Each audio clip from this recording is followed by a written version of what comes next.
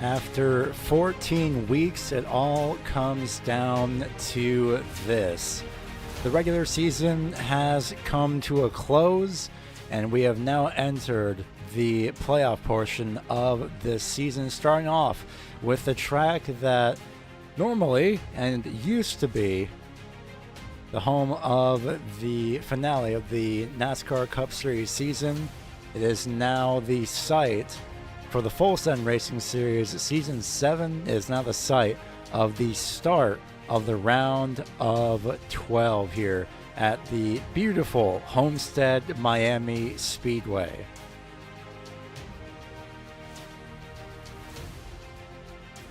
And a look at the schedule coming into tonight with all of the completed 14 races that we have gone through. Brian McCann in a 4-car drag race to the line last week, coming out on top by 9/1000ths of a second, has finally gotten his fabled third win in a row. After so many weeks of winning twice in a row, he finally got it done at the Talladega Superspeedway. But he was, of course, more than secure to get into the Championship 12 by this point of the season. And this is a look at the championship standings coming into tonight, where we have the Championship 12, and we're already looking at the cutoff for the round of 8 for next week.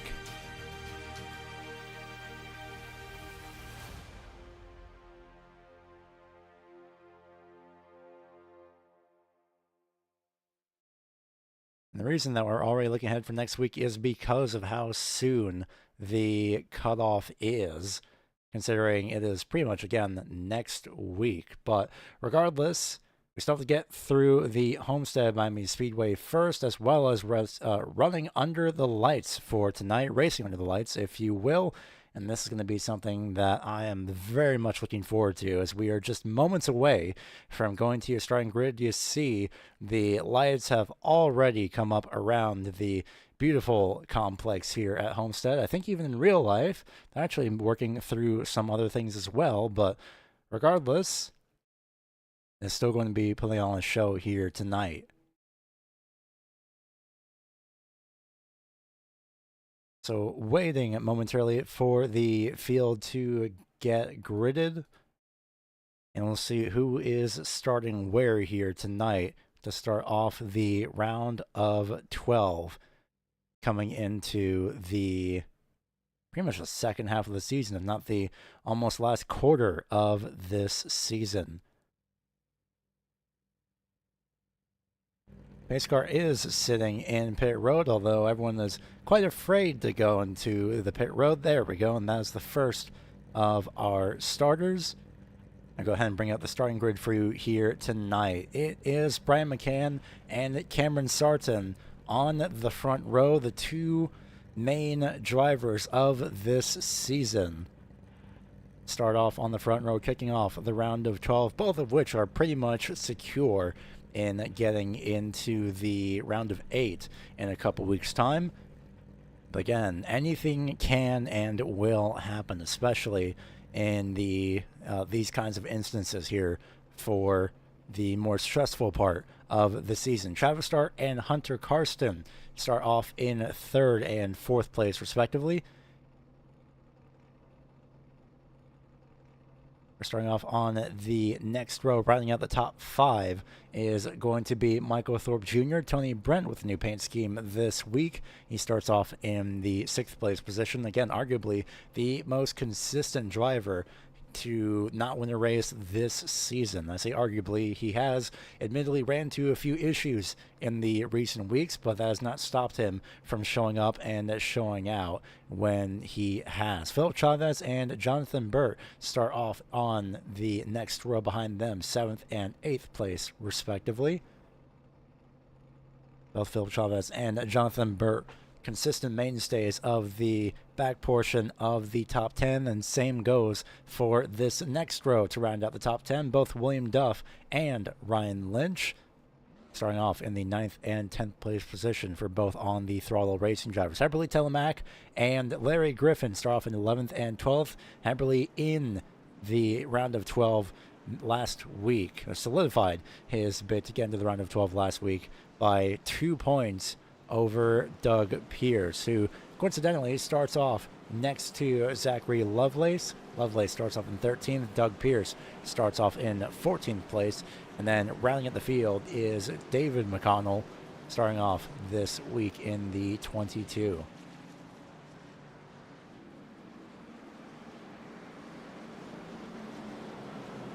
And just like that, already we are on the back straightaway, and we're about to go green flag racing here momentarily.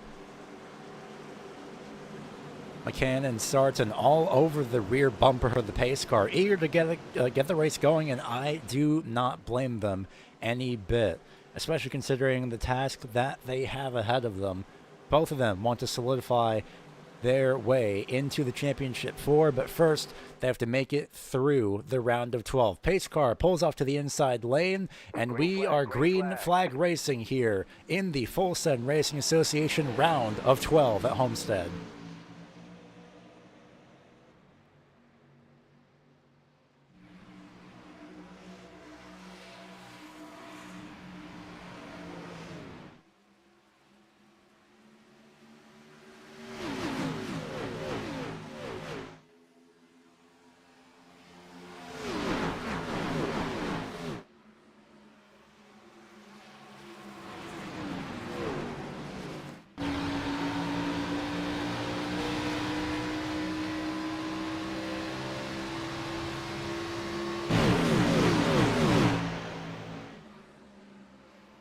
Just like that, one lap is complete. We have 132 more to go. Cameron Sarton has fallen back to the 3rd place position. Travis Start has snuck his way up to the 2nd place spot here. You'll see all the drivers that are playoff eligible highlighted in yellow. Once we get to the next round of cutoff race, then and only then we will start to mark off the drivers that are in the bottom 4. And next week we head to the Milwaukee Mile, the very, very short oval, a very historic racetrack for the Brent Racing 135 in Milwaukee, but we have to get through here first.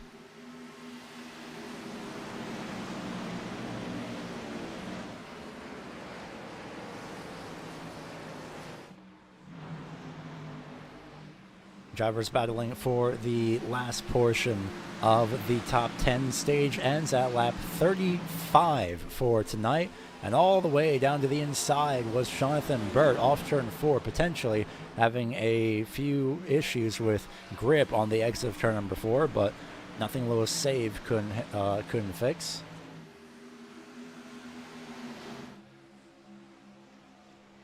Philip Chavez sits in the 6th place position. There's Tony Brent with his new paint scheme for this week. Let's get a closer look this time from the back bumper of Hunter Karsten.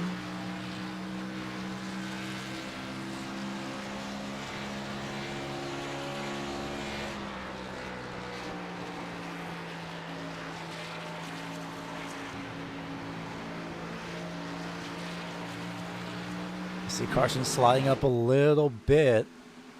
Looking to the inside is Tony Brent. And in fact, he is on the inside as he makes his way into turn number 3 and up to 5th place. Carson, though, tries to squeeze, but no dice just yet. Just a little bit too early on to stop the momentum of the 28 of Tony Brent. Meanwhile, up front, I believe, Travis Start has closed the gap ever so slightly between himself and Brian McCann.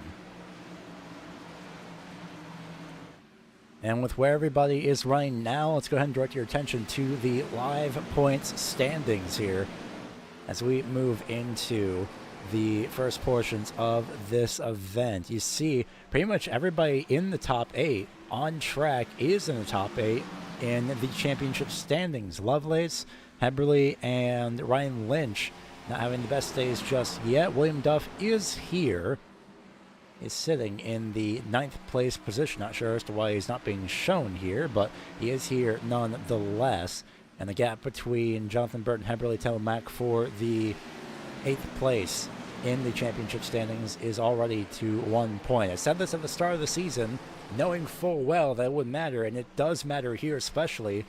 1 point and even 2 points in this race can matter for the next portion of whether it be the next race directly, the next round of the playoffs, what have you. Everything here matters. It's going to be showing itself for sure, and now more than ever here, as we're in what is effectively crunch time. In fact, Zachary Lovelace has taken it behind the virtual wall, and I'm not sure as to why, but a very early exit for Lovelace. This is definitely going to hurt him a little bit in the championship standings here. Currently shown as 15th. Again, William Duff is on track, but not the start that Lovelace had wanted. Especially with stage points playing a factor here into this. The stage points will count towards the total points, not playoff stage points, but will be total points. And Michael Thorpe Jr. wants to get every bit of those stage points. He goes to the inside of Cameron Sarton. A very consistent runner in the top 3 is the 34 machine. Same with Tony Brent, who's lurking here in the background.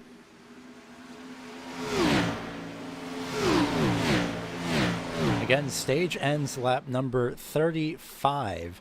Specifically the completion of lap 35, so in 26 laps.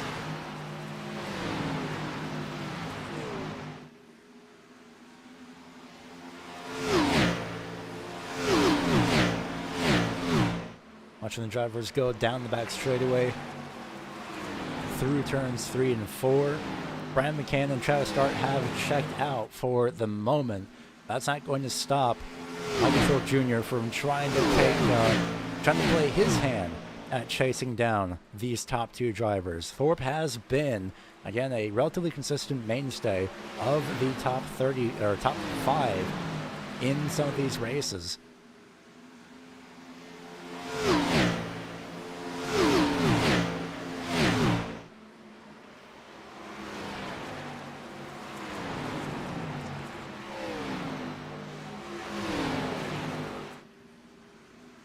We'll see how things fare. We might ride on board Cameron Sarton here.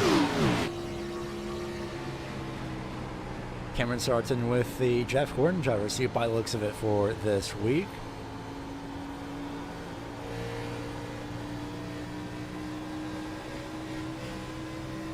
You can hear how tentative he's being on the throttle.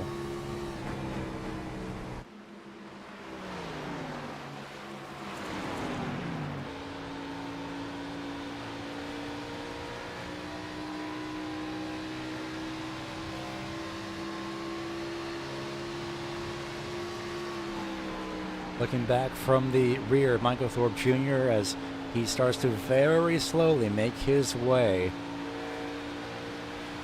Maybe inching ever so slightly closer to the top 2, but last time by, well, lap time comparisons, let's go ahead and go through them here at the start-finish line.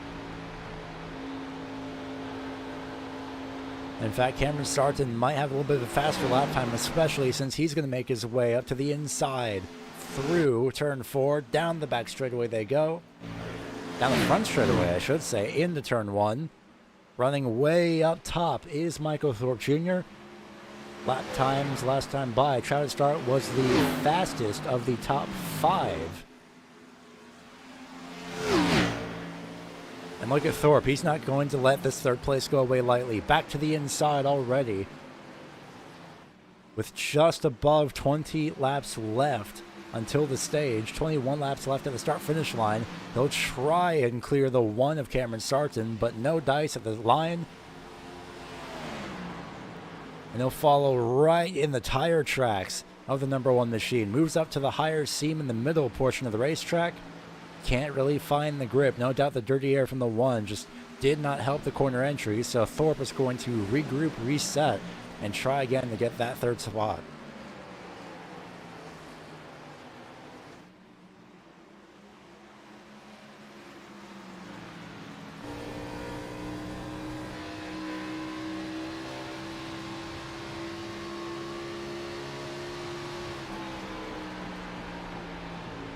You may see all the way up in the distance, that is Travis Start running the outside lane in turn number 2, trying to get whatever he can here off of turn 2, down the back straightaway to challenge Brian McCann for the lead. And in fact, this higher lane may be working for the 26. It wouldn't be the first time that we have seen Travis Start running an alternative line compared to a couple drivers. It may not be working as of now immediately, as of right yet, but it's definitely closed him to the back bumper. And in fact, it's closed him up so much that he will be able to challenge to the inside lane for the lead in turns 1 and 2.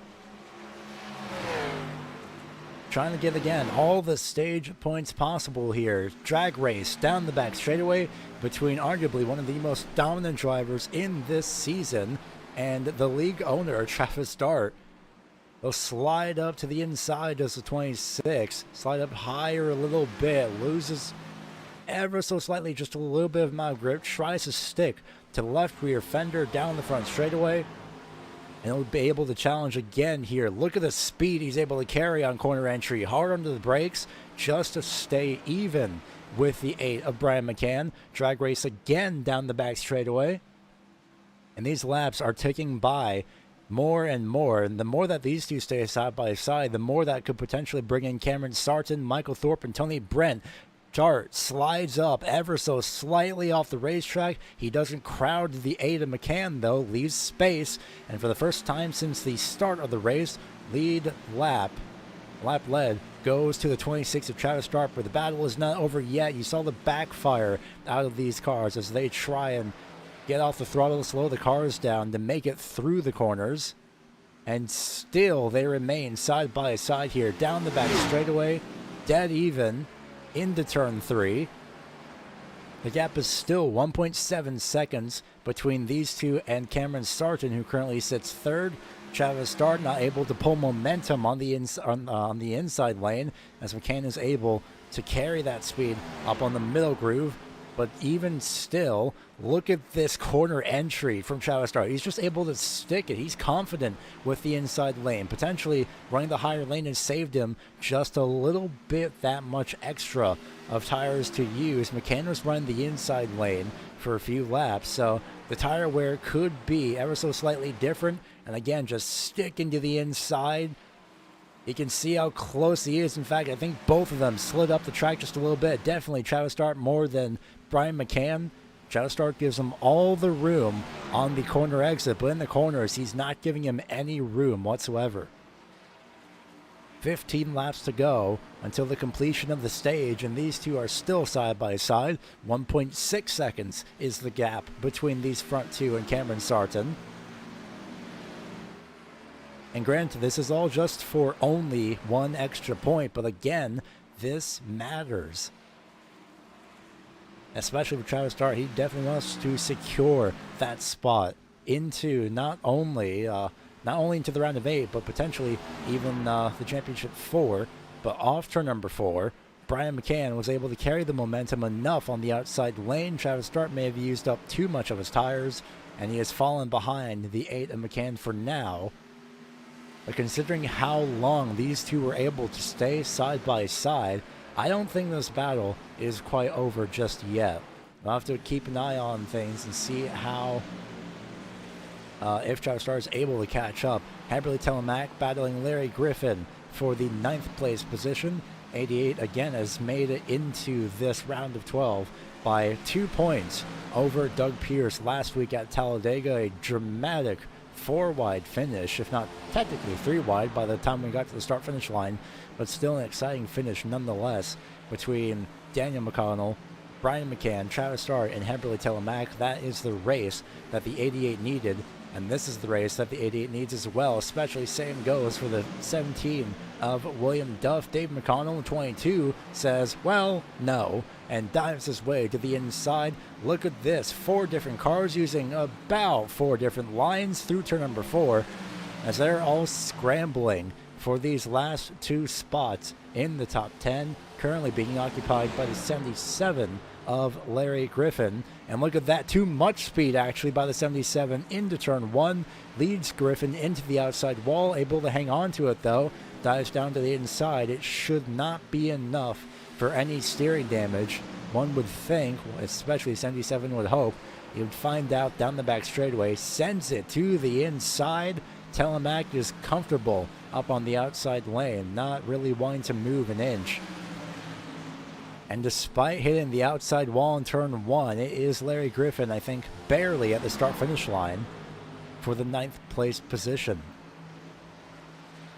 Still trying to carry out that speed on corner exit and proves successful.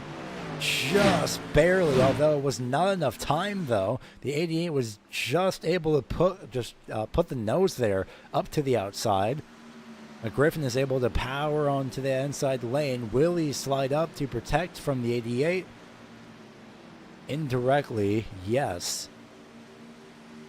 Just like that, we are 10 laps away from the completion of the stage, and look at this momentum that we have caught, especially momentum that Travis Start was able to catch Brian McCann at off the exit of turn 2.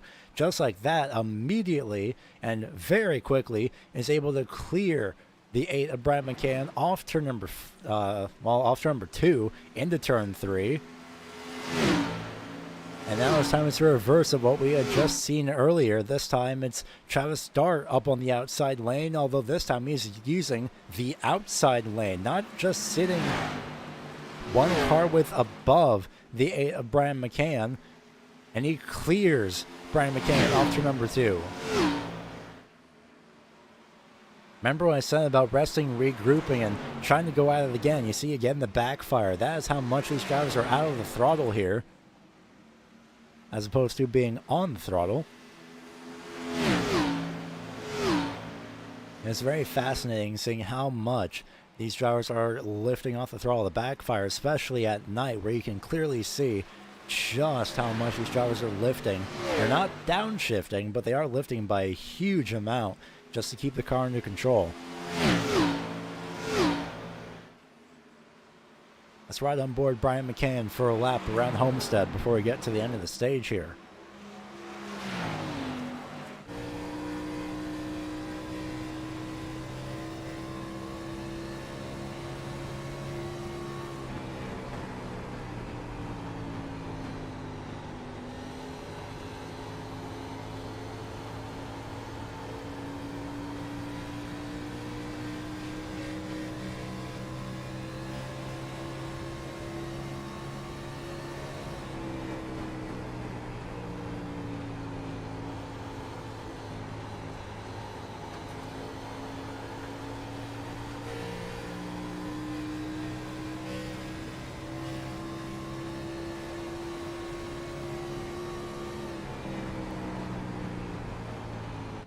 And from that onboard, we could hear he's not downshifting. He's not in a low enough rev range to warrant downshifting. It's just not worth it at that point.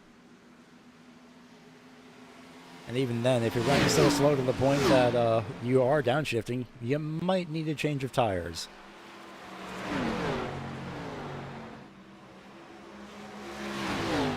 Now, just like this, we are now at 5 laps to go, and look who's starting to approach here. Now that we get to the end of the stage, 5 laps left until the end of the stage here, as Cameron Sarton is closing the gap. 0.6 of a second between himself and Brian McCann. About 0.8 of a second, 0.9 now between himself and Travis Dart. So he has closed up by roughly about a second over the last few laps. Can he close up to get that 1 extra point that the second place position at this stage could award?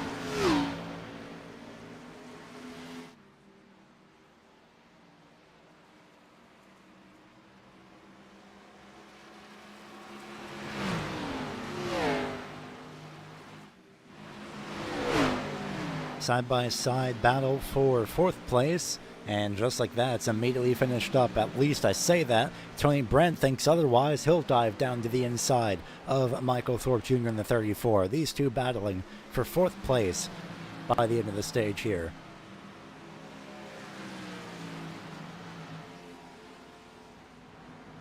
No doubt they keep battling especially a lot, and maybe even make contact. It could bring in Hunter Carson for a surprise top 5 by the end of the stage here.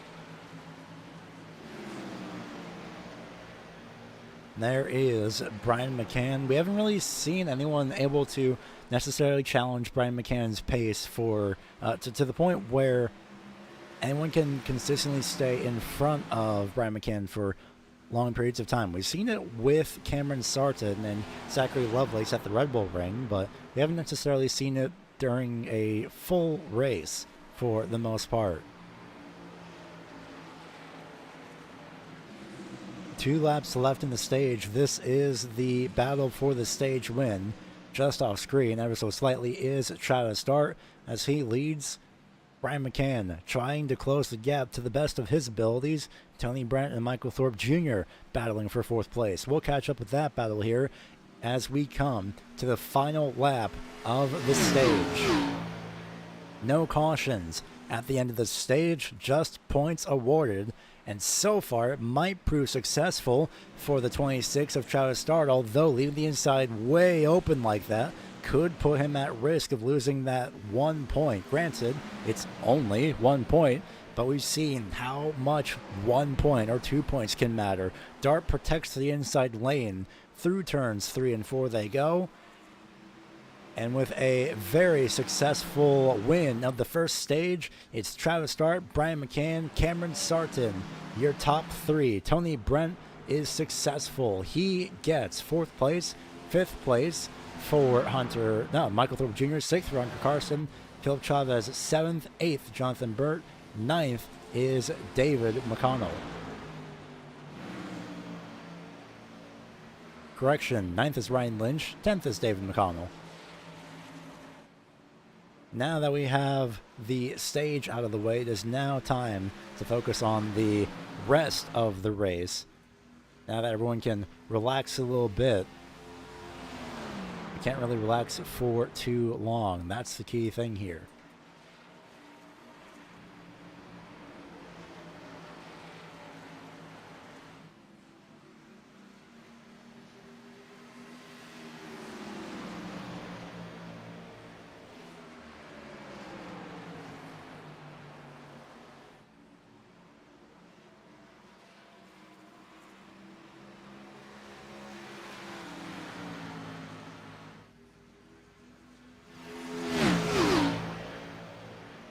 Just listening to the sights and sounds of the Homestead Miami Speedway under the lights, and the very unwarranted sight and sound that Brian McCann is having is the sight and the sound of the one of Cameron Sarton, not only in his rearview mirror, but to the inside, down the inside into turns 3 and 4, and fully past and in front of him. Cameron Sarton defends the inside lane, and a slight slide from the 8 of Brian McCann as they exit turn 4. Cameron Sarton has moved himself up into the top 3.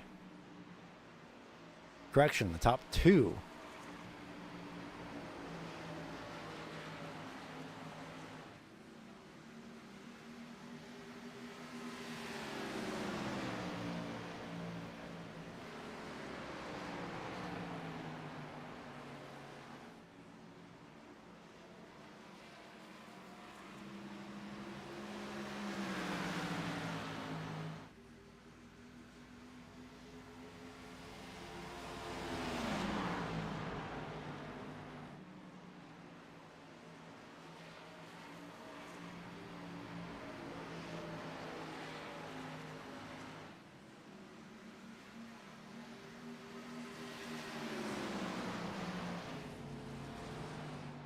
Looks like down pit road, Michael Thorpe Jr. and Heberly Telemac are going to be the first 2 drivers to pit here, 40 laps in.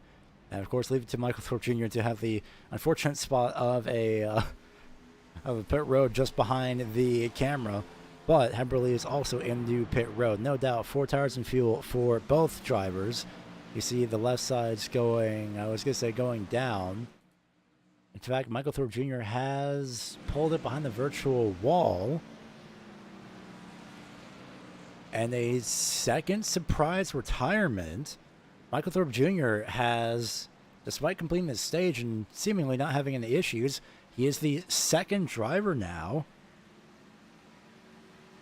That is genuinely fascinating. I wonder why Lovelace and Thorpe have decided to pull it behind the garage. They've decided to not finish the race. We'll see how this fares. Meanwhile, for the lead, it is, well, was side by side for first place. Cameron Sarton with a very aggressive defense in front of the 26 of Travis Start. Proved successful. I don't know if that was a slide or just a very aggressive closing of the door on the 26 from Cameron Sarton, but regardless, Cameron Sarton is now in the lead here at lap 42, coming to lap 43. And Travis Start, we see, tries to make his way to the inside. Cameron Sarton running all the way up top on the outside, but no dice for the 26 to challenge the 1 of Sarton. I'll see if we can get the stage points updated here as we are side by side for 4th place once again. This time, it's Tony Brent and Hunter Karsten. Karsten to the inside. Tony Brent not necessarily putting up much of a fight just yet. Will he cross over to the inside lane on corner exit? No, not necessarily enough momentum. He does look to the inside, but not enough momentum carried off turn 4 for that to prove a viable effort. But look at this again, just the showcasing of the speed difference between the middle lane, or at least the lane that's, I guess it would be the middle lane in a sense, but a showcase of the speed between the middle lane and the very inside lane is absolutely astonishing. Brian McCann, first driver on the lead lap, third driver on the lead lap, technically speaking, to go into pit road. We'll see where he gets shuffled out and which drivers are going to be following suit. And we see Jonathan Bird drifting up to the outside lane. That lets the 3 of Ryan Lynch pass by the inside for 6th place on track. Here comes Cameron Sarton. Look at Travis Dart carrying also a huge amount of speed, and just barely both drivers able to get it down to the allotted speed on pit road. There's Tony Brent in the background. He makes it in as well. No issues for him. Philip Chavez as well comes down to pit road, and this is where about half the field is split on strategy. I say half the field, it's all but 4 cars now, all but 3 cars, because here comes Doug Pierce to pit road.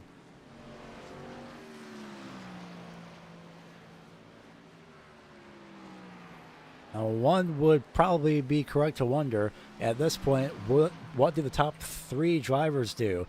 Hunter Karsten stays out. Ryan Lynch, does he decide to stay out here for second? He does. What about William Duff? Yes, both on the throttle racing drivers do stay out. Guardian Auto Sports Hunter Karsten stays out as well.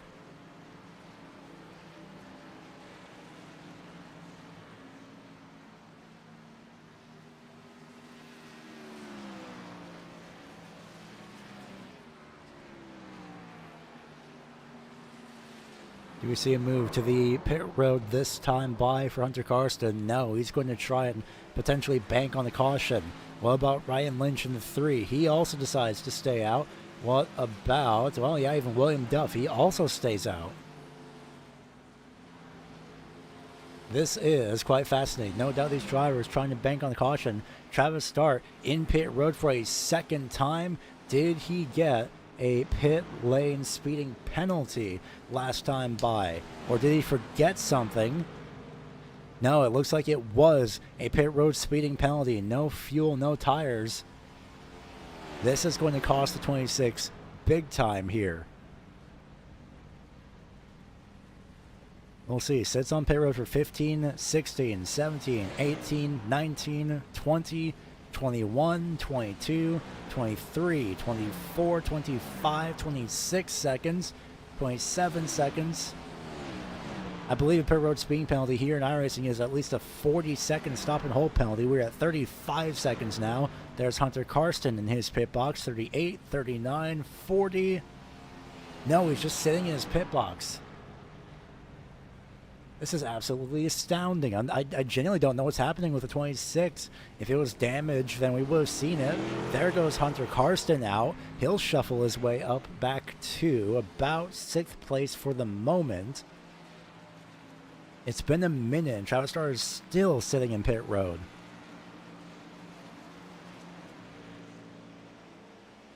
Already, just like that, we have 3 drivers who are championship eligible in the championship 12, and they're on the bottom 3 portion of the field right now.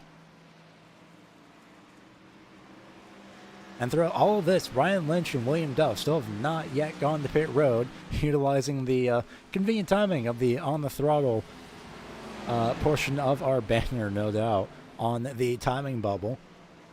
Travis Dart still sitting in pit road. He has not pulled it behind the wall, but he is still sitting in his pit box. He is still in his car for now 1:48 seconds.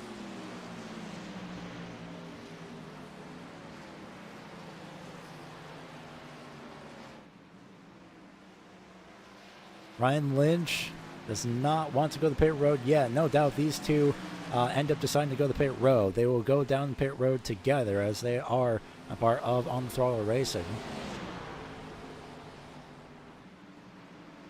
Travis Dart still has not yet left his pit box. 2 minutes, 17 seconds and counting. I actually cannot believe this.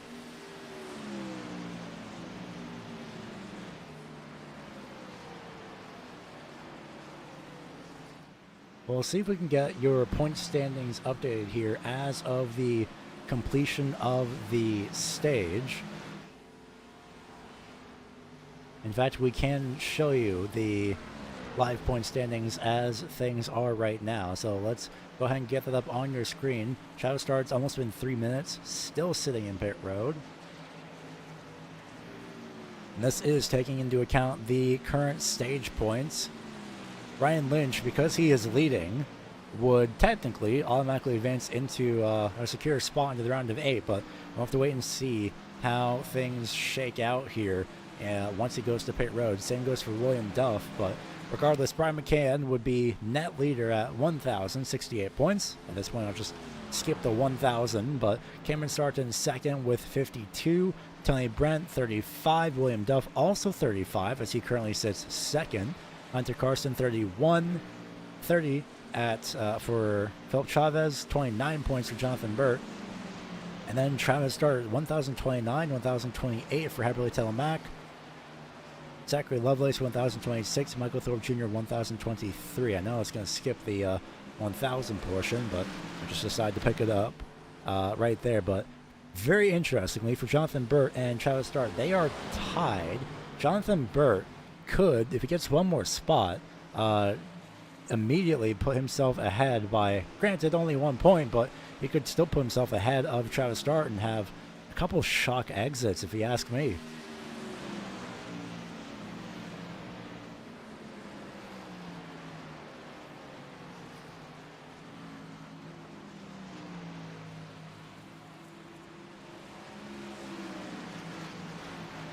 Ryan Lynch still staying out. I think at this point, not only banking on the caution, but trying to go for a one-stop strategy. Pretty much everybody is on the lead lap, and here is the last portion of the top 10 for that lead lap battle. It's Heberly Telemac and David McConnell side by side. And off turn number 2, it is David McConnell ahead of Telemac.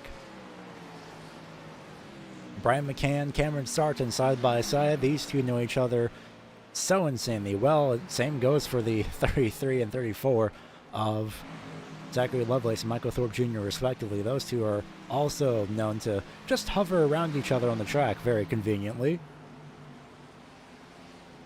And these two are battling for what is essentially the net lead,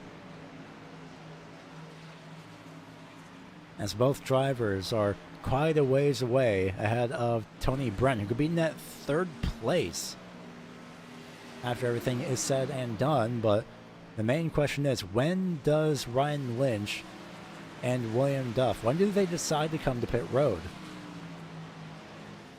Travis Start's still sitting in his car out of technicality. It's been 5 minutes, 45 seconds.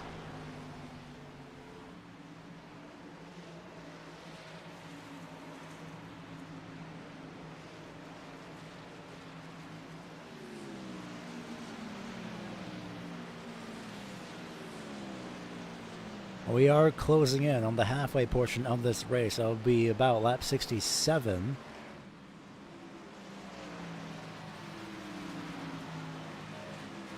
Not entirely sure if Travis Starter had a preemptive hardware failure, or if he did have a hardware failure, then I'd say preemptive, because it would have just been something that he noticed before he had gone to pit road, rather than something that would have just happened immediately on track. But right now he is 12 laps down, not technically considered out of this event. Larry Griffin and Heberly Telemac battling for the last spot in the top 10. I see that 1 point would put Telemac tied with Zachary Lovelace at 1,026 points. William Duff is going to be the one to go to pit road first without his teammate. And it's not at the halfway point. Does Ryan Lynch decide to go to pit road this time by? Does he finally decide to give up the lead? He has Doug Pierce behind him, who will unlap himself and be the, I would say, the last driver in the lead lap, but not necessarily. So does Ryan Lynch go to pit road? Yes, he does. After staying out for so long, here comes the 3 of Lynch to pit road. And just like that, the lead goes right over to either Cameron Sarton or Brian McCann. No one really knows yet, because these two are still so close to each other together. You see how the points shake out now that everyone is starting to shuffle their way past both Ryan Lynch and William Duff.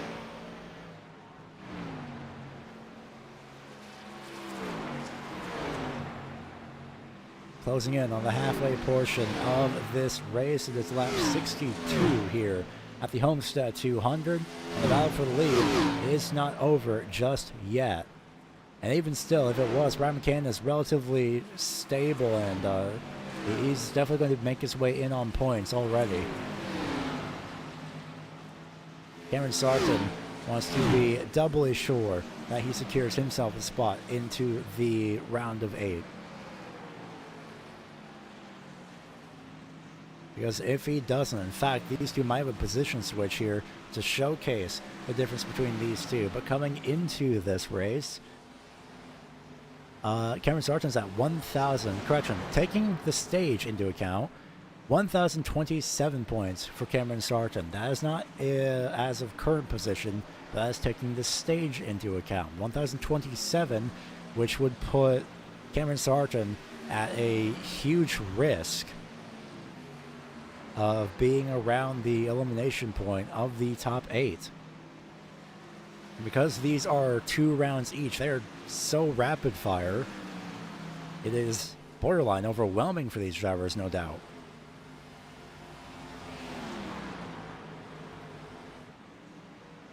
Closing in to see who will lead, coming to the halfway portion of this race. But while we have a chance, let's go through where these drivers started and where they are at now. Well, starting off with Cameron Sarton, he started second and he's currently in the lead. I don't think any more needs to be said for this number 1 machine. Same goes for Brian McCann. Started first, currently sits second. The battle between these two is not over just yet. Tony Brent in the G4 Sim Sport could pull off a sneaky top 3 finish. He started 6th place, and things look to be going in his favor so far for this race, especially as we approach halfway. 13 of Hunter Carson started 4th, currently sits in the 4th place position. If you ask me, granted, silent on paper, but I'd say it's a win at the end of the day. Philip Chavez started 7th, currently sits in the 5th place position. That 101 machine looking to vie his way into the top 8. Same goes for the 6 of Jonathan Burke. He started 8th, currently sits in 6th. Doing pretty well so far. Same goes for the next driver here of David McConnell. Started 15th, currently sits in 7th. Did not take a qualifying time for the number 22, but so far looks to be stable about the bottom portion of the top 10. Larry Griffin started 12th. Last driver to put in a qualifying time, if I remember correctly. He currently sits in the 8th place spot. Heberly Telemac sits in the 9th place spot. After starting 11th, it's only, quote-unquote, 2 positions gained, and currently sits a lap down, but even still looks to be battling the 39 of Doug Pierce, who also did not take a qualifying time. He started 14th, he currently sits in 10th, and has his sights set on that 88 machine. Ryan Lynch started 10th, currently sits 11th. We saw him lead with the number 17 of William Duff, who started 9th, currently sits in 12th. The most consistent drivers, if you ask me, on paper when it comes to finishing in certain spots, especially around the end of the top 10. Very consistent pace for those 2 drivers. Had their fun in the 1-2 positions, currently sit 11th and 12th, but their day is not done just yet. Travis Dart, 13 laps down, has opted to stay on track as we have crossed the halfway point. He started in 3rd, but reasons unbeknownst to us at the moment, he currently sits in 13th, but he will still go ahead and stay out to finish the race regardless. And we'll see how things fare. Michael Thorpe Jr. in the 34 is out of this race. He started 5th. He is currently 14th. And Zachary Lovelace currently sits 15th after starting 13th. Both of those drivers not involved in any crashes of any kind, just quite literal shock exits, especially with what we have so far for this race. That is a look through your field. We're currently past halfway. We are approaching lap 70 for the final portion of this race. Cameron Sarton leads as Heberly Telemac and Ryan Lynch battle for 9th place. Ryan Lynch goes to 9th. Heberly Telemac falls to 10th. But the battle between Cameron Sarton and Brian McCann surely is not over just yet. We'll go side by side here on the Racing Line Network, and you won't miss a single bit of the action. We'll be back here in a few laps' time.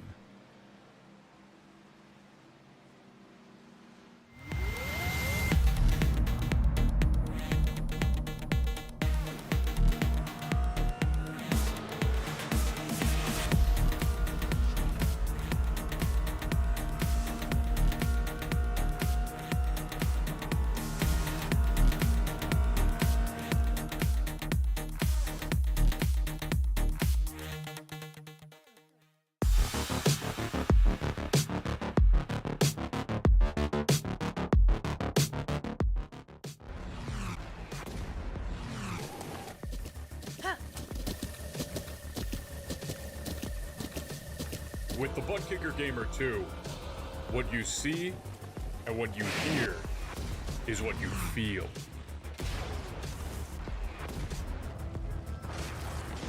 Butt Kicker. The future is feeling.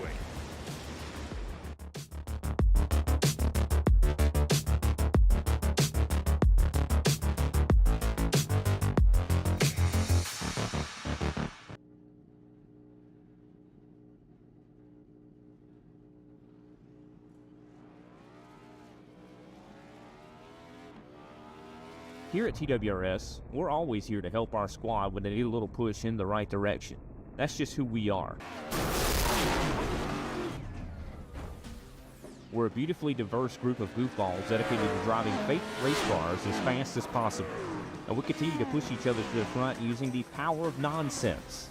We have one of the strongest NASCAR programs on the service, and you can access it all for $24.99 a month. And we just released individual subscriptions for $14.99 a month for each NASCAR vehicle. We also just added a Rallycross program, and our IndyCar program is taking off as well. So come join the weird side. We have speed and cookies. Cookies are not included in some locations.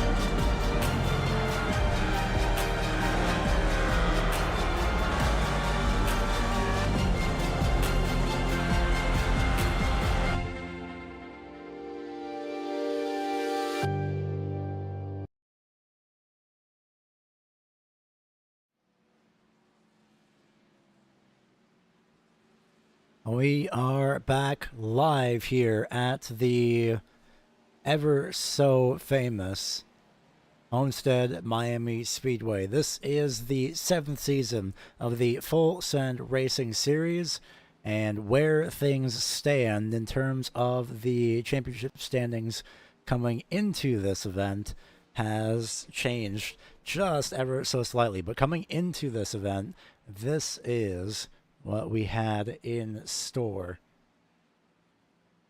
as it was the number 8 of Brian McCann, who was first place coming into this. This was coming into this event after a dominant regular season. Cameron Sarton, the second most dominant driver, is second with 1,019 points. Travis Start, 1,005 points. Zachary Lovelace, 1,004 points. And then 1,003 points for Tony Brent, with the top 5 being awarded some extra playoff points for being in the top 5 and that is not including wins.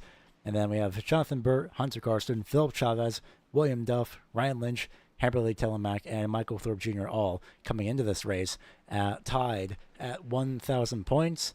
But since that moment, and approximately about 80 laps ago, things have drastically changed by such ridiculous margin. I'm still trying to process this, as I'll go ahead and go back trackside here with your live pictures. This is what things look like right now. This is taking stage points into account. Cameron Sarton, if he does win, then he can lock himself easily into the round of 8. Brian McCann currently sits at 1,069 points. Tony Brent, 1,037 points. Hunter Carson, Philip Chavez, and Jonathan Burt not only 4th, 5th, and 6th on track. In fact, the entire top 6 on track are the entire top 6 in the championship standings.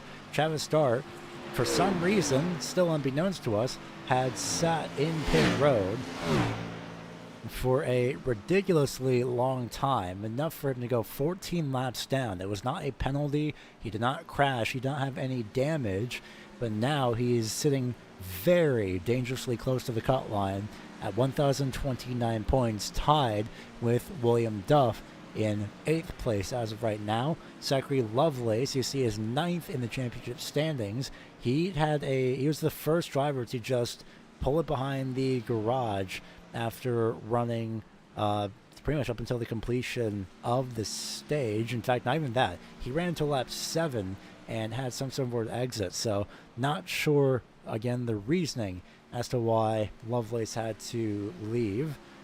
Same with Michael Thorpe Jr. Not sure on the reasoning as to why he had to leave early either, but they sit on the outside looking in as of right now. Ryan Lynch and Hamberley Telemack currently running on track 11th and 12th. But those extra points doing Zachary Lovelace some good, because he is sitting 9th. So if he didn't have those points, he'd probably be tied with potentially Michael Thorpe Jr., if not just dead last in the top 12. Well, after all of that, what else do we have? Everyone's relatively spread out right now. Cameron Sarton has decided to start off this portion of the playoffs on the correct note in terms of just being ridiculously dominant. 2.5 seconds, roughly, separates the 1 and the 8. Again, Tony Brent sitting here in the 3rd place spot. I would argue that if Travis Start didn't have whatever issues that he had, Tony Brent and Travis Start probably could potentially be battling for the 3rd place position, if not in their own little bubble for the 3rd place and 4th place positions. But now Tony Brent has 1 extra point going towards him in his favor coming into this race, or at least going out of this race. And I would say that's pretty good so far. It's been a while since these drivers had pit. First time they pit, it was lap 40, and that was, well, to be fair, that was Michael Thorpe Jr. And a few laps after that, in fact, we do have some stats for this. Let's take a look at the last pit lap on your boards. Over on the left-hand side of the screen, average about lap 45, so we shouldn't really be expecting these drivers to pit up until about lap 90 here. In a few laps' time, we might see, we do have the potential to see some undercuts, some overcuts.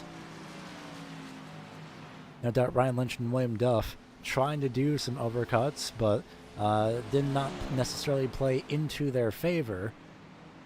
So William Duff currently sits in 8th. William Duff currently sits in 11th. And David McConnell might have something to say to Jonathan Burt for the 6th place position for that number 6 machine.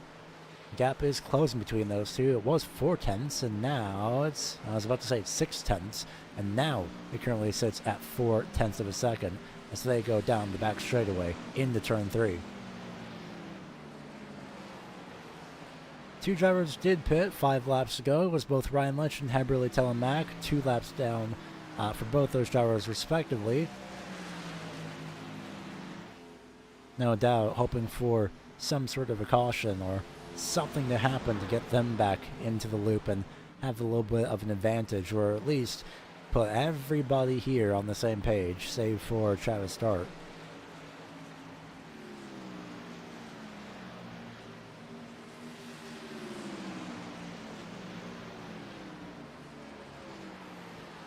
Gap you see has visibly closed as we watch the 22 of David McConnell go down to the inside of Jonathan Burt. Off turn 4, it's a side-by-side drag race to the line, and just barely at the start-finish line, it was David McConnell with the advantage.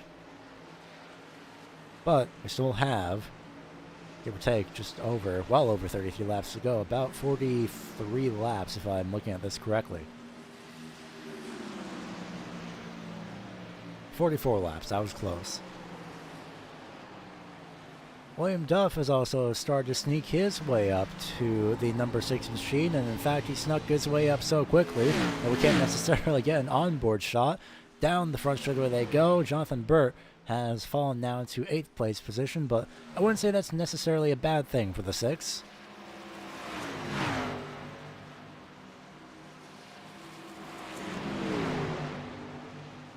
Especially if you are William Duff. He had pit 14 laps before both... Correction, he pit 14 laps after both Jonathan Burt and David McConnell, and William Duff is going to make that known. William Duff goes to 5th place, and the reason for that is because, well, pit stops are happening. It is everybody to pit road except William Duff. That surprised even me. I was too busy focusing on these two. Well, he did say pit stops happened about lap 90. I didn't think I would be practically dead on. Only 4 cars have chosen to stay out. William Duff, Cameron Sarton. Actually, Cameron Sarton's just coming off pit road. That's a lie. Hold on a minute. William Duff and Larry Griffin have yet to pit. But Cameron Sarton, here he is, off turn number 4. There's Brian McCann. That is the battle for the net lead. Jonathan Burt, David McConnell leaving pit road on after their pit stops. I wonder, is William Duff going to try and stretch this out to the end of the race, or is he just going to overcut, hope for a caution, and pit with maybe about 30 laps to go?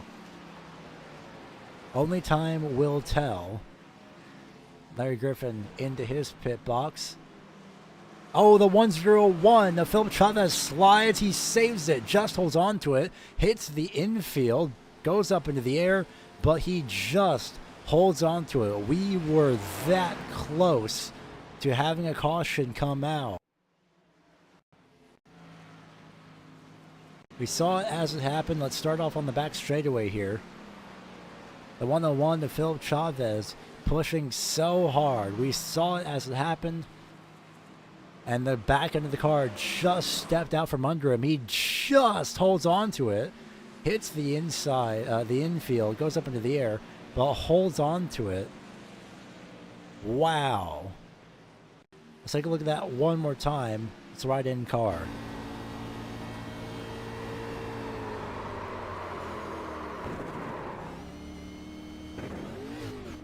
I have to commend Philip Chavez for that beautiful car control. He was so close to going into the barriers, but he managed to hold on to it. And he didn't bring out a caution at the same time either. That is highly commendable car control for the 101.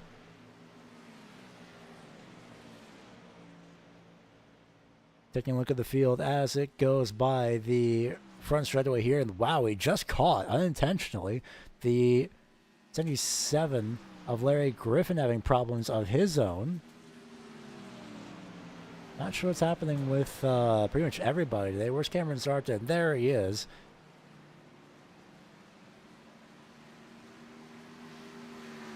He'll make his way by down the front stretch.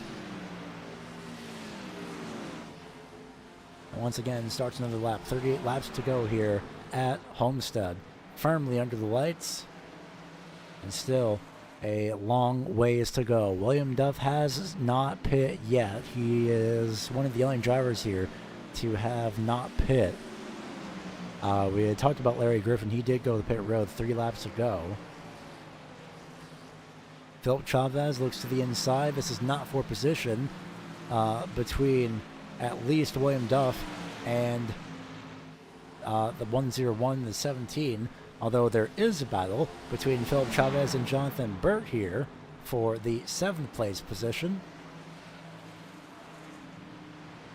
If I were William Duff, honestly, I would maybe start to go to pit road. He is banking on a caution coming out, with the entire top 5, if the caution were to come out, the top 6 being on the lead lap, William Duff included, so he wouldn't lose that much track position, but I don't know how viable that would be. The 101 of Chavez is the only closest incident that we've had to having a full course caution for tonight. Which, going back to back with oval-free races, or caution-free races for ovals, would be absolutely fantastic.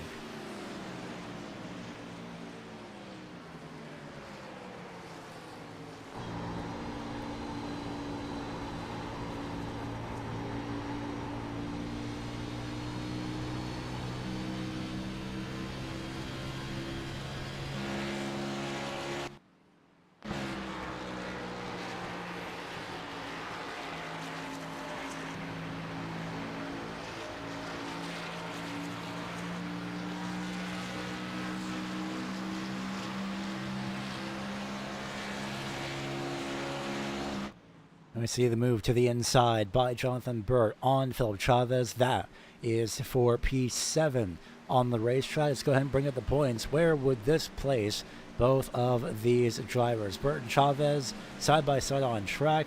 Well, they would be 7th and 8th. They're effectively trading this 1 point back and forth, I think, between these two.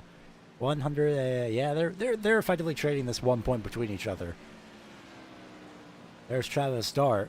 So 7th and 8th on track would get them either 7th or 8th in the championship standings going into the round of 8 in 2 weeks' time. Next week, we head to the Milwaukee Mile for 135 laps. I still have a long ways to go here, and it looks like Jonathan Burt and Ryan Lynch will be going side by side. 6th, 7th, and 8th on track. 6th, 7th, and 8th in championship position, championship scoring. So there goes Ryan Lynch. He falls back to 8th place, and he effectively should be, actually, no, he is tied with Travis Dart now.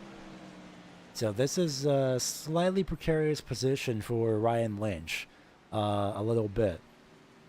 It's one thing to be tied on points going into, it's one thing to be tied on points being on the same lap as another driver. It's another thing to be tied on points with other drivers. Oh, wait a minute. William Duff. Yes, he has finally gone to pit road.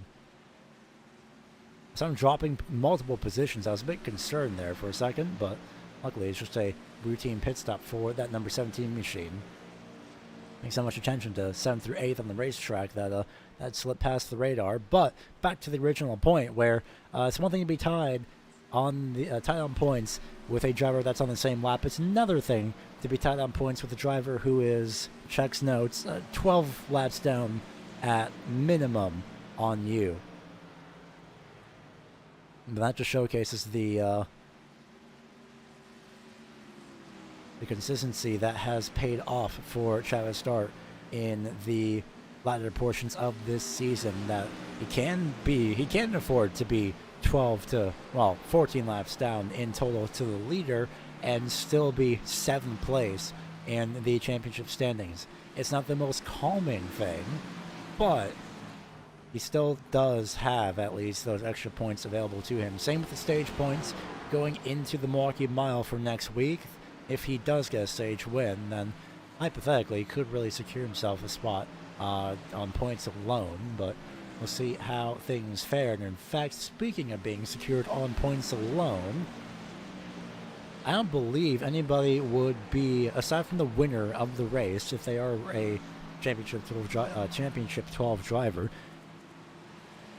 I don't think anybody would be necessarily locked in on points by default. There might be the 8 here of Brian McCann. Again, the most amount of points you can score without needing a win is 45 points, and that is per race. Brian McCann have to be 45 points above the cut line.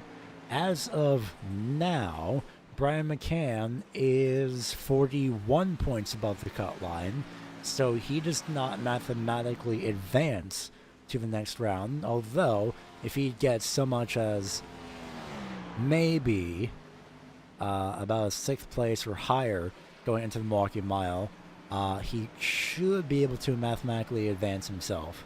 We'll see how things fare in the meantime. But as of now, the names are yellow in this little graphic there in the bottom right, but that will change for next week for drivers who are advancing into the next round. So as of now, technically everybody's advanced, but that can change, especially with how wild that everything is and how volatile everything is on points. Probably best of the graphic just stay with yellow for everybody. Philip Chavez, Jonathan Burt now battling for the 5th place position. Not only have these two been battling each other, but these two have been making their way up the field together. And what a performance it is from both of these drivers. There goes Jonathan Burt, looks to the inside, decides against it.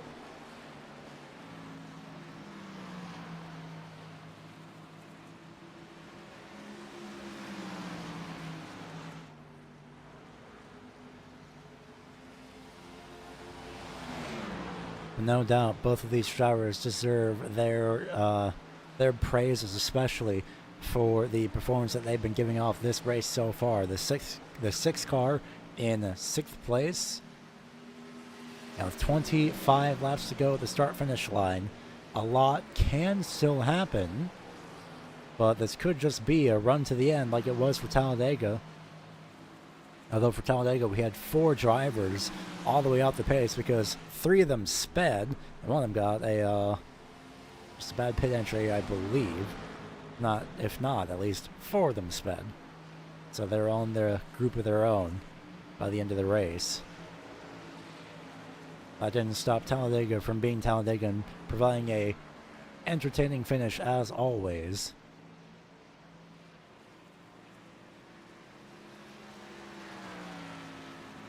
So Cameron Sarton continues to lead here at the Homestead Miami Speedway. 24 laps to go at the start-finish line.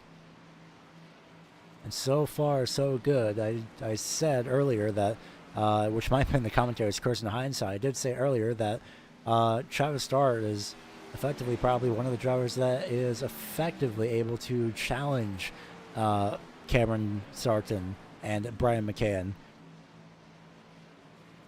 But I want to see how things went for these drivers so far. Again, 23 laps to go this time by a lot can still happen.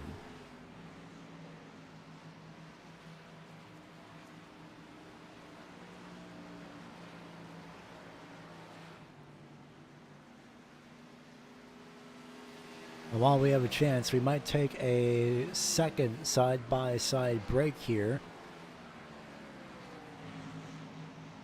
And of course, it will be the last one so far. Doug Pierce, Heverly Telemack battling for 11th place on the racetrack. These two were quite literally miles apart at Talladega last week, and now, this week, they're battling each other for the 11th place position. But only one of these drivers had locked themselves in to the round of 12, and that was Heverly Telemack by 2 points. Doug Pierce needed to finish 7th, and Heberly just needed to finish at least 4th to tie. But Talladega last week, it was Heberly that got a 2nd place finish by 9 1/1000ths of a second over Brian McCann. Well, behind Brian McCann, more accurately. And now we see the story between these two and the grip being lost by the 88 of Heberly Telemack at the exit of turn 2, but he does manage to hold on to it. Ryan Lynch, William Duff teammates swap positions for 8th and 9th.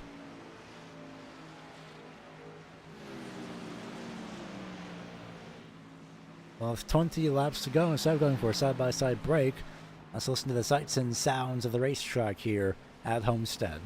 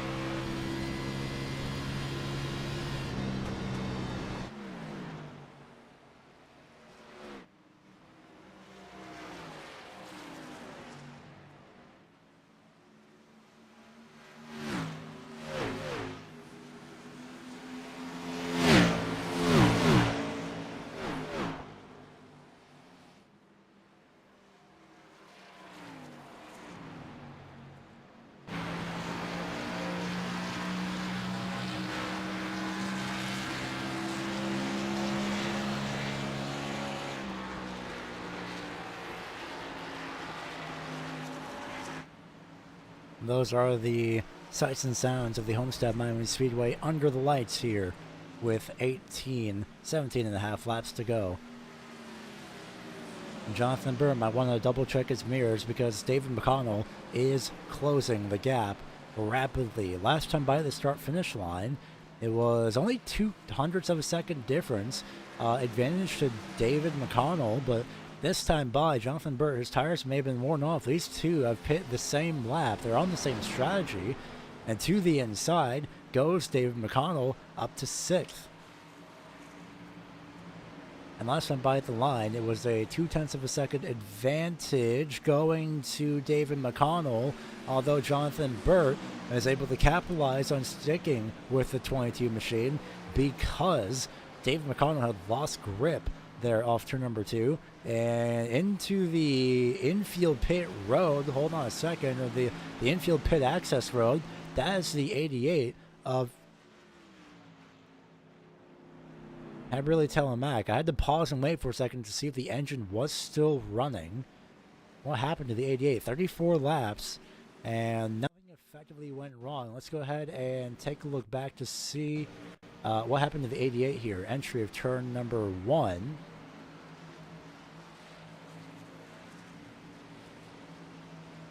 So off turn 2. Oh, a huge slide. Wow. Oh, man. Oh, and into the inside wall. That is definite steering damage. Let's go ahead and take one more look in car from the 88 machine.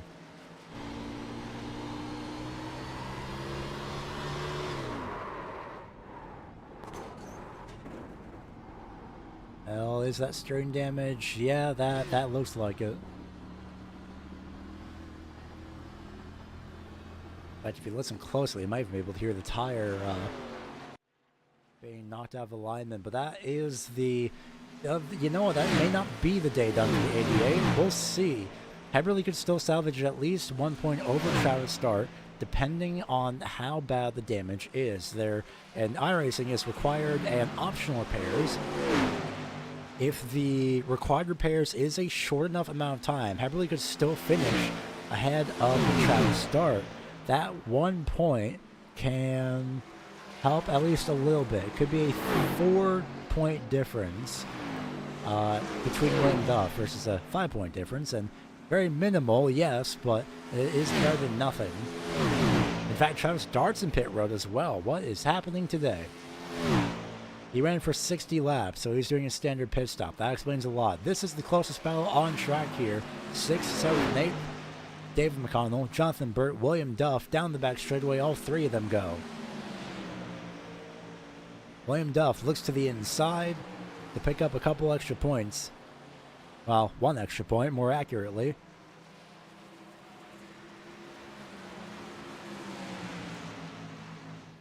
And look at Jonathan Burt diving down to the inside as well. From up above, William Duff has nowhere to go, and now he has somewhere to go. It could be 3 wide here in turn number 2, but it's not going to happen. David McConnell shuts the door on the 17 of William Duff, and despite the fact that he is not in any championship scoring position, David McConnell says, well, you know what, I still have a right to race here, and he is correct in that sense. William Duff is chopping at the bit to get going. Through the middle he'll go, a staggered 3 wide through turn 4. Jonathan Burt could not keep the grip, and just like that, 2 cars in effectively 1 corner. William Duff up to 6th, but he has to clear the 22 to secure the position, and just like that, because David McConnell carried too much momentum into turns 1 and 2, it is the 17 of William Duff up to 6th place with 10.5 laps to go.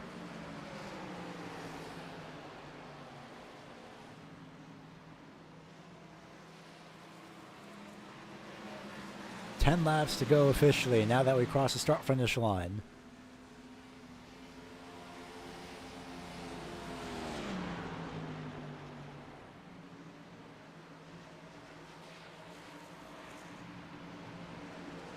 Again, this is effectively the closest battle on the racetrack. William Duff, now that he's clear, is going to set his sights on closing up to Philip Chavez, which could be the next closest battle on the racetrack.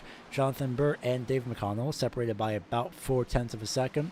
Last time by at the, you know what, we'll hold off. This time by the start-finish line, what is the lap time between Philip Chavez, 35.217, to William Duff, 34.942.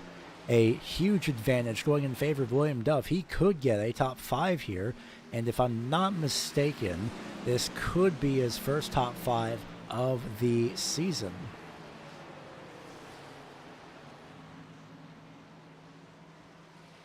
We'll see how things fare in these next 7 laps, because it is going to be very close between these drivers. This is also for the last spot, 1 lap down. For the first driver, 1 lap down. If a caution somehow, for any reason, does end up coming out, then whoever is currently in 5th as of now could... Whoa, wait a minute. Oh no, huge spin to the inside. That's a 22 of David McConnell. Is he going to tow back, or is he going to try and get going? He'll tow back. I heard that. I was wondering, he did not slide up on the racetrack. Because that was below the apron, that was not worthy of a caution. If he did accelerate and pull onto the racetrack, that would have been a caution. First driver 1 lap down is William Duff, and he might have not been saved there. Philip Chavez could have been saved if the 22 did slide up hard enough onto the racetrack to the point where it would have caused a caution. And just like that, such a good day for David McConnell, and it is pretty much over. Let's go ahead and get a replay to see what exactly had happened here. We might have gone too far back here.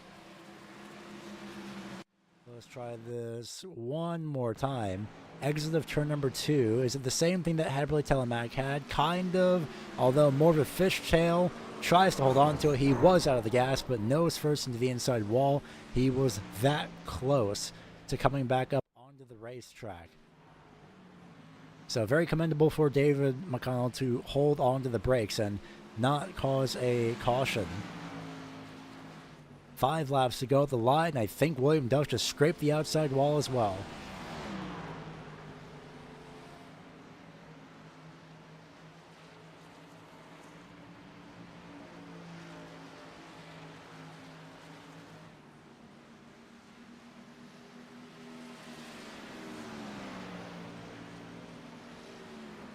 So double checking the statistics here, and yes, it would be the first top 5 that William Duff would have here if things stay as they are.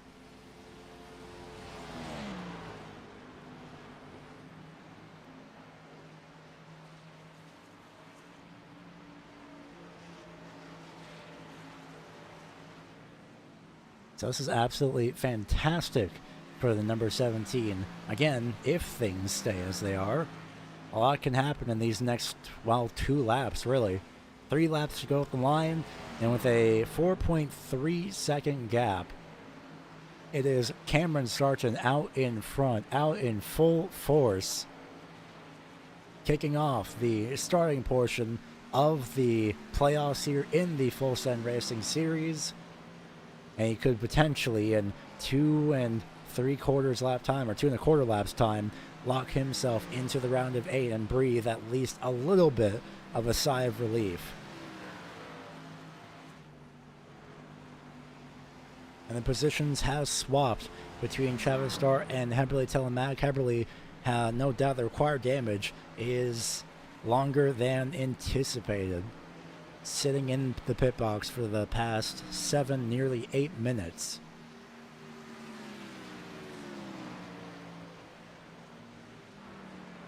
What a wild race under the lights. It must be a full moon or something.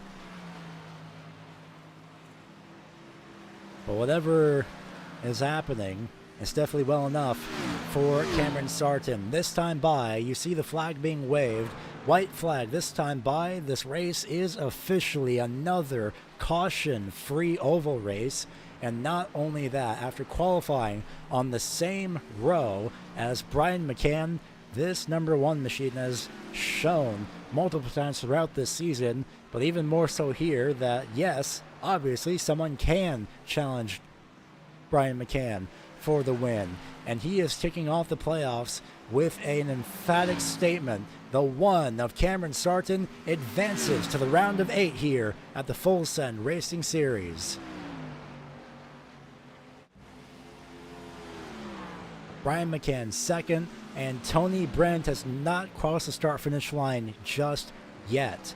Through turns 3 and 4, the last time he could have had a potential top 3 finish, I believe he ran out of fuel. That was at Kansas. This time, bias redemption for the number 28 machine. Another third-place finish for Tony Brent, if he did have a third-place finish beforehand. But regardless, a fantastic finish for that number 28 regardless. Hunter Karsten finishes 4th, 5th place. William Duff, and rightfully burning it down here on the front straightaway, is the one of Cameron Sargent.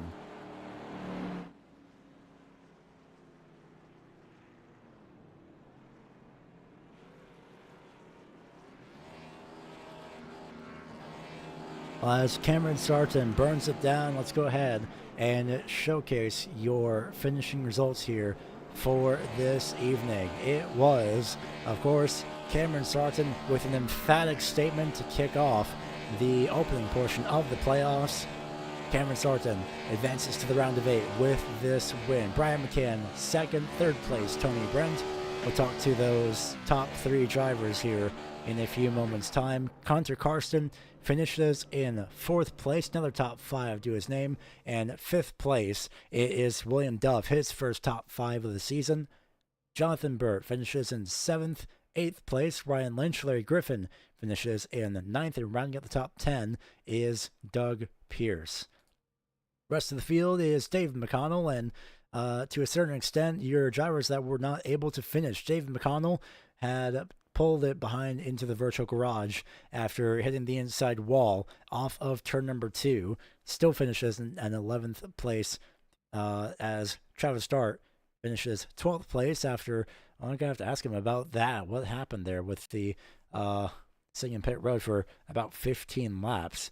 Heberly Telemac finishes in 13th, 18 laps down. Not the best way to kick off so far, but we'll go ahead and take a look at the championship standings after the interviews to see where everybody shakes out. Michael Thorpe Jr. and Zachary Lovelace, the only 2 drivers to retire due to non-incidents. So for whatever reason, on their own end, they had retired early on and not finished this race, although not due to any damage or any crash or anything of that sort. So no breaks. We're going to go ahead and get right into your top 3 interviews. And we will be starting off with the number 28 of Tony Brent. And Tony, a emphatic statement for you, a very silent third place finish for you, but regardless, consistently in the top 5, and you pull it off here with a third place finish. A great way to kick off the what I've been saying is arguably the most consistent run of a driver to not win this season. So it's still going for you here as we start off the playoffs. Yeah, it'd be nice to get a win eventually, but Sarton and McCann are just in a league of their own. So anytime you can get a third, it kind of feels like a win sometimes. And uh, go ahead and take it. And good start to the playoffs. Unfortunately, gonna miss next week traveling for work. Think Travis is gonna work with me there, but excited to be part of it and see if we can make something happen in these next couple of races. Now, tentatively, let me go ahead and bring this up real quick. I say tentatively because I could be off by a couple points here or there. But right now, as a result of that, you sit with 1,037 points. That is third in the championship standings. Tentatively, I'll have to wait and see what the official standings say. But regardless, still a very nice buffer for you going in. Granted, it's, in fact, yeah, a pretty good buffer by... If I'm reading this correctly, well, maybe not a good buffer. That's about 8 points to the cut line. So something that I brought up earlier as well in the race is that a buffer is nice, but going to the Milwaukee Mile with how rapid fire these championship playoffs are, you can relax to a certain extent, but with how rapid fire the eliminations come, well, it's definitely something you probably have on your mind at least heading into the Milwaukee Mile for next week. Yeah, like I said, I'm traveling for work, so unfortunately I have to miss next week. But I think Travis is gonna let me take last place points for supporting the whole season. Is what we had talked about. So hopefully we can find our way into the next round. I would like to continue to be part of it. I feel like I've been probably about a third place guy all season. Would like to see it through and see if we can get into those last 2 races in the championship round and see if we can finally find ourselves a win and see if we can make something happen. But overall, happy with tonight's run and the Milwaukee Mile is tough. Kind of curious to see what plays out there. Just a tough deal with the way the car counts are right now. It's hard to make up a ton of points one way or another. So stage points become that much more important. So was a big focus on stage points for tonight and racing hard to get every point you can. So curious to see how it plays out. But overall, like still feel like a third place guy. Just can't quite figure out what Cameron and Brian have going for them. But heck of a run for them again tonight, and appreciate your time. Before I go ahead and let you go ahead and shout who gets it done for you for that number 28 machine for your third place finish tonight. Yeah, I got to give a shout out to the 22 of David McConnell. He was back running tonight. And then the 73 of Daniel McConnell. He runs part-time over here as part of our G4 Sim Sports team. And then shout out to all the Texas Speed guys and quite a few of them in the playoffs here. And see if one of us can get it done. So appreciate it. Thank you to you for broadcasting and Travis for putting this deal on. And thanks to you for your time as well. We have to talk to you again in 2 weeks' time. All right, appreciate it. Have a good one. And that is the third place finisher, Tony Brent. Hopefully we will be able to see him next week in 2 races. I keep thinking next week. My brain is constantly defaulting to next week, and I'm not entirely sure why. But someone who doesn't necessarily need to think about next week too much is the driver of the number 8 of Brian McCann, where Brian, I mean, you're pretty much fine going into the round of 8 at this point, even though you weren't able to secure a win this week. The playoff points going into this event, as well as your finish for tonight, pretty much relatively secured. In fact, I'm going to have to double check this one more time in a few moments, but mathematically you, as far as I know, you were very close to mathematically locking yourself in to not even have to worry about Milwaukee whatsoever. Oh, it's one of my favorite tracks, so I can't wait to next week. I love that flat track racing. I don't know if I'm going to be fast there, but I just like that style of track. So I'm really looking forward to that. And as far as points, yeah, and coming out here and having fun, that's the other side of it. It's great, good racing out here. Yeah, tonight went caution free despite a couple close calls here and there. But walk us through this, at least especially the opening, I guess, stage in this point between you and Travis Dart. You had a really great run early on, and then Travis, yourself and Travis have battled side by side for a couple laps there going to the end of the stage. Yeah, me and Trav, yeah, we were door to door, and I for what like 10 laps or something. And I kept seeing the contact points come up, 0x 0x. So we were beating or banging doors around the track, and that was real fun. Shout out to Travis for racing me clean and hard there, and then somehow Cameron he found his NOS button or something, and it came from like nowhere, and then blew our doors off. So he had it figured out tonight. That's what I was going to make a slight joke about too, Brian McCannon, about is the fact that he says that you two in the league of your own. I was going to make a joke saying, yeah, there's probably a NOS bottle somewhere in both of your cars, but still a fantastic race here. One of the rare night races as well that would get under the lights. So luckily for you, not having to deal with, well, not only you, but a lot of drivers not having to deal with pretty much melting the tires and the rubber off the car. Oh, we were still melting them. It was down into the 50s and 60s when we came in after 40 laps. So uh, tire conservation was huge here, and whatever Sarton was doing, he had it figured out. I kept burning my stuff up. Going into the Milwaukee Mile for next week, like you said, a flat track, and you enjoy it so much. In fact, I think we pretty much touched on that. But how often have you run the Milwaukee Mile is the main question that I would have, because it's, I'm not sure if underrated is the right word, but maybe a not utilized track, a not often utilized track, the Milwaukee Mile.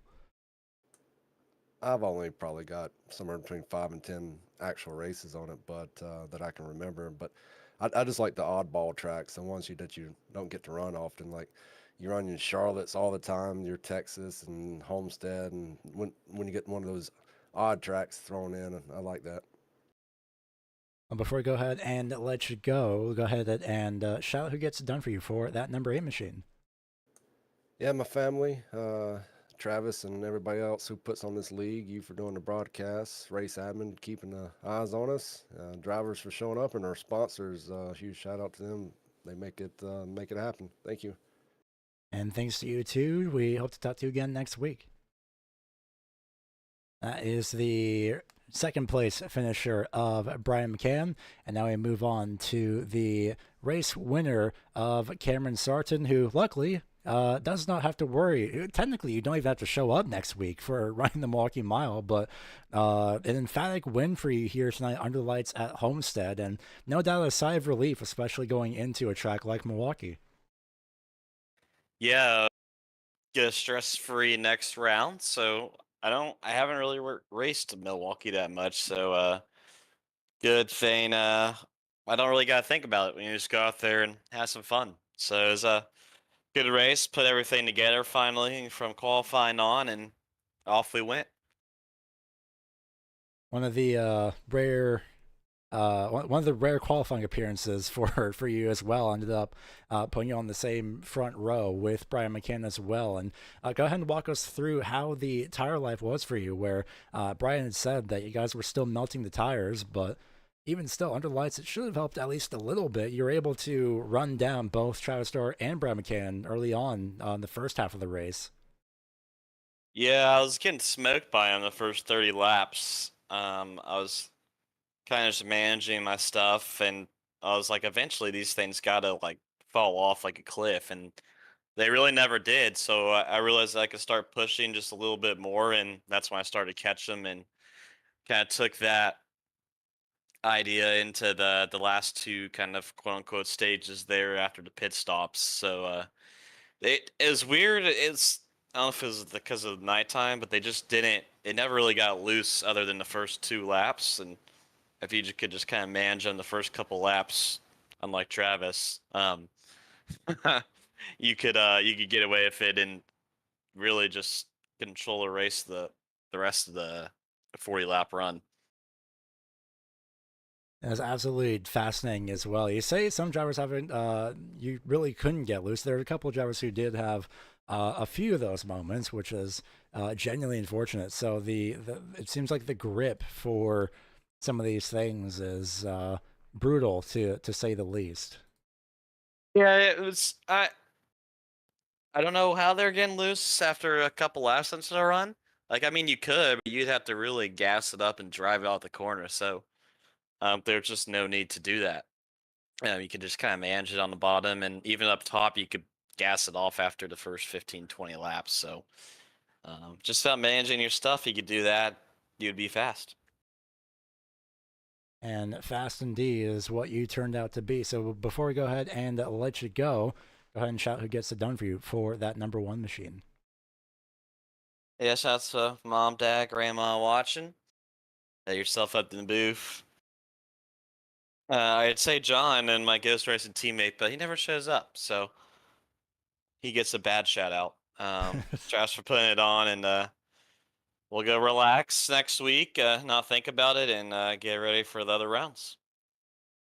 And thank you for your time as well. We hope to talk to you again. Well, I say next week normally, but in this case, I guess realistically 2 weeks' time. Yeah, we'll see you then. That is race winner Cameron Sarton putting everything at rest going into the round of 8 for next week. And good timing, we are going to go ahead and bring you the I would say finalized championship standings. These are no longer tentative, so we'll see if we can get these championship standings to you in just a couple moments' time. More focused. It is very close between the cut line. That is for sure. So let's go ahead and get everything updated here. I'll go ahead and show you the point standings going into the next week, provided this works. It has worked. We are good. So this is how things look going into the Milwaukee Mile. Ignore where it says plus 999 points for Cameron Sarton. I mean, he is locked in. Just, I guess the cut line is by quite literally that much to some extent. But regardless, Brian McCann, 47 points above the cut line. So let me double check. Without needing a win, yeah, no, that is an advance, I believe, for Brian McCann. So Brian McCann doesn't even have to win next week. He is safe. So that falls then to everybody else. Got to add another line for mathematical advancing at this point. But this falls on to everybody else, where the entire, pretty much from 3rd to 12th, and the points are separated by only 20 points. Now, see the point spread. Tony Brent plus 13. Hopefully, he is hoping that the points for next week, last place points for next week, will get him to the, at least somewhere close to the round of 8, if not in the round of 8. We'll see how things fare, and that will be added just before the race. Pretty much once the race starts, we will add those those appropriate points for Tony Brent. Travis Start plus 9 points from the cut line. Hunter Carson plus 7. Philip Chavez plus 4. Jonathan Burr and William Duff plus 2 and plus 1 point. Ryan Lynch minus 1 point. I would be a little bit worried between those teammates. If I were William Duff and Ryan Lynch. Michael Thorpe Jr. minus 3 points. Zachary Lovelace minus 3. And Hemberley Telmack minus 8 points. But those are your championship standings going into the next race. And that is something that I am truly excited for as well. Like what was mentioned before, it is a flat track, and it is a very well-known flat track, if you ask me.